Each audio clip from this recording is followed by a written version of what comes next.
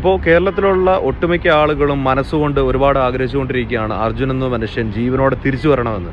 പക്ഷേ ഇപ്പോൾ പല ഗ്രൂപ്പുകളിലും, വാട്സപ്പ് ഗ്രൂപ്പുകളിലും ഫേസ്ബുക്ക് ഗ്രൂപ്പുകളിലും രാഷ്ട്രീയപരമായിട്ടാണ് ഈ കാര്യത്തെ ഇപ്പോൾ കണ്ടുകൊണ്ടിരിക്കുന്നത്.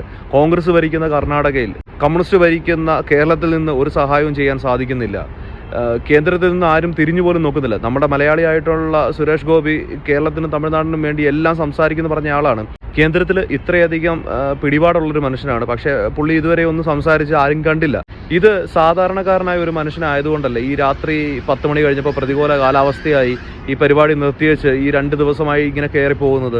ഒരു കാശുകാരനോ അല്ലെങ്കിൽ ഒരു രാഷ്ട്രീയക്കാരൻ്റെയോ കുടുംബത്തിലുള്ള അകന്ന ഒരു മനുഷ്യനാണെങ്കിൽ പോലും ഇങ്ങനെ ആയിരിക്കുമോ ഇടപെടുന്നത്? അങ്ങനെ ഒരു സംഭവം നടക്കുമ്പോഴേ അതിനകത്ത് രാഷ്ട്രീയം നോക്കുമോ? ഇത് ആരാണ് അവിടെ ഭരിക്കുന്നതെന്നോ എന്തെങ്കിലും നോക്കുമോ? കേന്ദ്രത്തിൽ നിന്നും കേരളത്തിൽ നിന്നും എവിടെ നിന്നായാലും ഒരുപാട് സഹായങ്ങൾ അവിടെ എത്തത്തില്ലേ?